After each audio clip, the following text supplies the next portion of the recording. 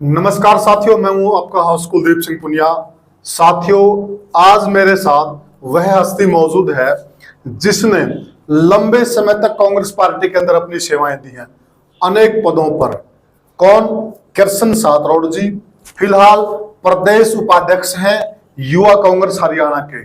पूर्व में जिला पार्षद रहे हैं, पूर्व में राष्ट्रीय सचिव रहे हैं भारतीय युवक कांग्रेस के।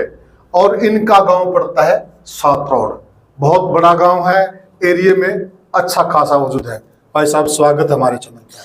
सारे दर्शकों को मेरी तरफ से राम राम। और कुलदीप जी, आपका विशेष तौर पे धन्यवाद जी कि मुझे आपके इस चैनल पे आपके दर्शकों से रूबरू होने का जो मौका दिया उसके। जी जी, हमारा भी सौभाग्य है भाई साहब, क्योंकि आप पत्रकारिता जगत से भी जुड़े रहे हैं और आपको सारी बातों का अच्छा खासा अनुभव आपसे हमें भी कुछ सीखने को मिलता है। ये हमारा भी सौभाग्य है।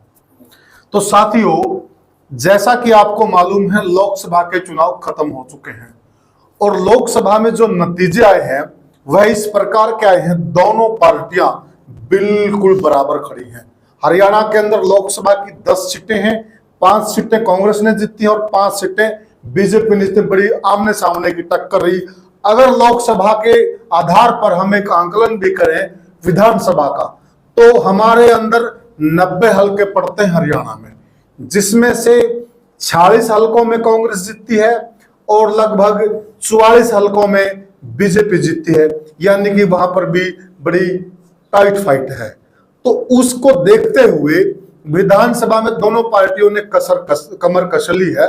और इसी कड़ी में हल्का बरवाड़ा से अगर हम जो टिकट की चाह रखने वाले हैं उनकी बात करें तो किरसन सातरोड़ भी एक प्रबल दावेदार हैं और एक बड़ा चेहरा कांग्रेस पार्टी की तरफ से। तो भाई साहब, एक चीज ये हम जानना चाह रहे हैं कि जो लोकसभा के नतीजे आए हैं, जो कांग्रेस पार्टी है उसको अंदरूनी तौर पे किस प्रकार से ले रही? क्या विधानसभा में अपनी जीत मान के चल रही है या फिर ये मान के चल रही कि नहीं, हमें मेहनत की जरूरत है? नहीं कुलदीप जी, ऐसा तो देखो, वैसे तो राजनीतिक पार्टियों का इतना बड़ा लंबा चौड़ा अनुभव होता है जी, और कोई भी चुनाव आखिरी यहाँ होता नहीं है। बिल्कुल बिल्कुल। और हमने बहुत करीब से देखा है कि आजकल जो चुनाव है वो बहुत लंबे समय के नहीं होते हैं। जी जी, लंबे समय का मतलब अगर आपके एक चुनाव से दूसरे चुनाव के बीच का अंतराल, हाँ हाँ, अगर वो 4 से 6 महीने का है जी तो उस 4 और 6 महीने में मुद्दे भी कई बार बदल जाते हैं, जी, हालात कई बार बदल जाते हैं, परिस्थितियां कई बार बदल जाती हैं। तो जी। ऐसा कुछ नहीं है। और मेरी पार्टी के लिए बताऊं कि वो बहुत सजग है इस मामले में। उन्होंने हमने जो चुनाव जीता है, 5 सीटें जो यहाँ जीतने के बाद कार्यकर्ताओं का, नेताओं का हौसला बढ़ा है। जी जी, लेकिन मुगालते में नहीं है बिल्कुल भी। और जिस दिन से चुनाव का रिजल्ट आया उस दिन से लेके आज तक मेरे ख्याल से कांग्रेस पूर्ण रूप से तैयारी के साथ आपके बीच में है, लोगों के बीच में है। और मुझे नहीं लगता कि जैसे चुनाव के लिए आपने बताया कि 46 सीटों के ऊपर कांग्रेस जीती है, 44 के ऊपर। अब मेंबर पार्लियामेंट का जो चुनाव होता है, हाँ जी हाँ, एमपी का जो चुनाव है वो अलग मुद्दों के ऊपर अलग मुद्दों पर लड़ा जाता है। अब जो चुनाव होना वो प्रदेश का चुनाव, स्टेट का चुनाव जी है। जी उसके मुद्दे भी भिन्न हैं जी, उसके चेहरे भी भिन्न होंगे। जी। अब पहले सीटें 10 थी, अब सीटें 90 हैं जी और बहुत छोटे छोटे कस्बों की जो बहुत छोटी छोटी जो समस्याएं हैं आपको प्रदेश के चुनाव में सबके सामने दिखेंगी। जी जी, वो सबसे बड़े मुद्दे होंगे जी। लेकिन जब देश का चुनाव होता है तो राष्ट्रीय जो मुद्दे हैं हमारे, चाहे हमारी सुरक्षा से जुड़ा हुआ है, चाहे हमारी शिक्षा से जुड़ा हुआ है, चाहे हमारे स्वास्थ्य से जुड़ा हुआ है, या अलग अलग चीजों मुद्दों के ऊपर जो है वो देश की राजनीति घूमती है, मुद्दे घूमते हैं।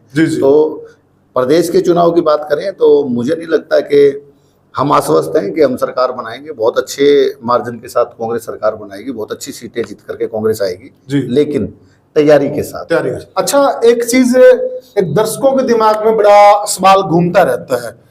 ये सवाल मैं आपसे इसलिए ले रहा हूं क्योंकि आप राहुल गांधी काफी करीब रहे हैं, उनकी टीम में आपने काम किया है, उनके चुनाव भी आपने संभाले हैं। दर्शकों की जानकारी के लिए मैं बता देता हूं, जो 2014 का अमेठी चुनाव था उसमें किरसन सातरोड़ जी की स्पेशल ड्यूटी लगी हुई थी उत्तर प्रदेश चुनाव में, अमेठी के अंदर, जहां से राहुल गांधी चुनाव लड़ रहे थे। क्या राहुल गांधी के अंदर जो पहले के राहुल गांधी थे और जो अब के राहुल गांधी, क्या अंतर है? देखिए, समय के साथ ना अनुभव जो आदमी का बढ़ता है, राजनीतिक अनुभव, वो आपके अपने पत्रकारिता में आप उसको महसूस करेंगे। हाँ हाँ, मैं मेरे राजनीतिक कार्यकर्ता होने के नाते मैं उसमें दिन बर दिन देखो फर्क महसूस करता हूँ, उसके कारण है जी। ऐसा नहीं है। देखिए जिस टाइम पे राहुल गांधी, जब 2014 के चुनाव की हम बात कर रहे हैं कि 2014 का वो समय था जिस समय कांग्रेस जो है 10 साल की सत्ता के बाद वो हार गई थी जी। और 2010 में बहुत लंबे अंतराल के बाद बीजेपी ने जो है वो मोर्चा संभाला था जी, केंद्र जी। में, और इतनी प्रचंड बहुमत के साथ लोगों ने सरकार बनाई थी कि सारा जो तंत्र होता है वो बीजेपी के साथ था। तो ऐसी परिस्थिति में राहुल गांधी जी जब 2014 में उनको टारगेट किया गया, उनको पता था कि ये फ्यूचर लीडर हैं जी, जो कांग्रेस को लीड करेंगे। उन्होंने पहले दिन से टारगेट लिया और उनकी छवि को बिगाड़ने के लिए उन्होंने व्यक्तिगत जो चीजें करी, बीजेपी ने करी, बीजेपी के तंत्र ने करी। तो मैं क्योंकि बहुत लंबे समय से यूथ कांग्रेस का कार्य करता हूँ, मैंने अन्य अन्य पदों पे काम किया, तो हमारा बहुत बार का राहुल जी के साथ इंटरेक्शन का एक अनुभव है।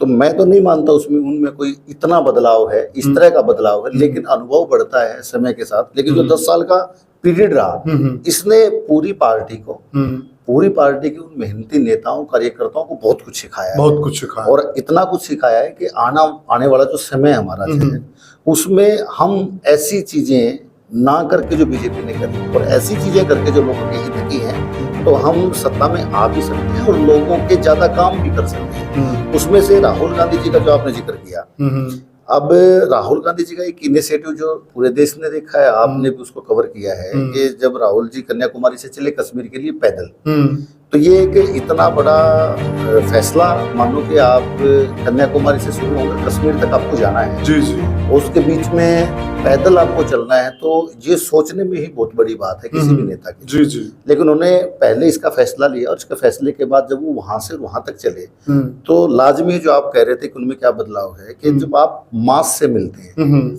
जब आप लोगों से मिलते हैं, आप छोटे बच्चों से मिलते हैं, युवा लड़के लड़कियों से मिलते हैं, बुजुर्ग महिलाओं से मिलते हैं, बुजुर्ग लोगों से मिलते हैं, आप सैनिकों से मिलते हैं, आप मजदूरों से मिलते हैं, छोटे व्यापारियों से मिलते हैं, दुकानदारों से, मिस्त्रियों से, किसानों से मिलते हैं। इसी में एक बीच में सवाल ले लगते हैं। बीजेपी ने भरपूर कोशिश की, उनको कहा कि वो चांदी का चम्मच मुंह में लेके पैदा हुए हैं, बड़े राजघराने से दिखाया, युवराज कह के संबोधित किया, उनको यहाँ तक कह दिया कि वो पप्पू हैं, वो देश के बड़े पद नहीं संभाल सकते। इस तरह की जो बातें निकली, और राजनीति का मैं काफी निम्न स्तर मानूंगा उस चीज को। अब राहुल गांधी उसका जवाब देने में कितने सफल साबित हो पाए? देखिए मुझे नहीं लगता कि परिवारवाद का आरोप भी रहा है। देखिए मुझे नहीं लगता कि इस तरह की चीजों का जवाब देने की कोई आवश्यकता है, क्योंकि जब आप सार्वजनिक और राजनीतिक जीवन में होंगे तो आपका जो विरोधी पार्टी है या कोई आदमी है, नेता है, वो उसके ऊपर डिपेंड करता है कि वो आपके ऊपर सार्वजनिक कोई लांछन लगा रहा है या व्यक्तिगत लगा रहा है।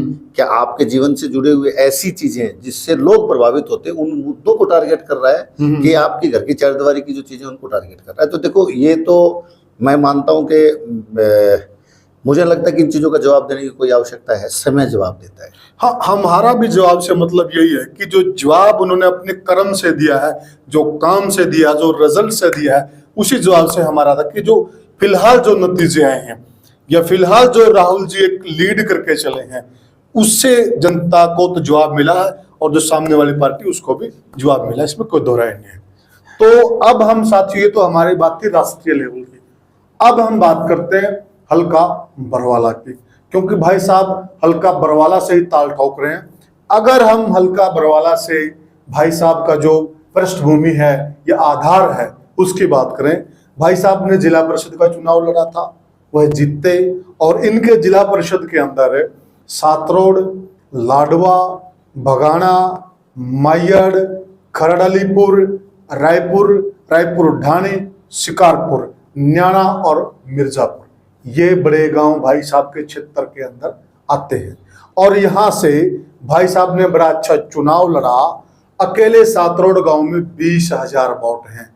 अगर मैं इन सारे गांवों को मिला देता हूं तो 65,000 वोट बनते हैं, और 65,000 वोटों में ना कोई आज तक एमएलए बना, ना कोई एमपी बना। तो यह एरिया कहीं न कहीं इस पद से वंचित रहा, जो कि हकदार भी हैं। हल्का बरवाला में बहुत बड़ी वोटों की संख्या इसी क्षेत्र से आती है।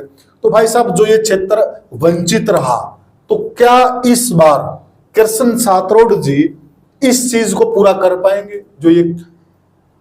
देखिए, मैं तो पार्टी का कार्य करता हूँ, मैं किसी राजनीतिक पार्टी से जुड़ा हुआ हूँ, कांग्रेस का कार्य करता हूँ और मैं कांग्रेस में आवेदक भी हूँ, चुनाव लड़ना भी चाहता हूँ। बिल्कुल। और मैंने जो मेरा राजनीतिक जीवन है 2004 से मैंने NSY से शुरू ये हमें आपकी बड़ी अच्छी बात लगी। पिछला जो इंटरव्यू हमने किया था, कई लोग बड़े घुमा फिरा के बात करते हैं, आपने बड़ी सरलता से कहा कि जी मैं लाइन में हूँ, मैं आवेदक हूँ और मैं आवेदन करूंगा भी।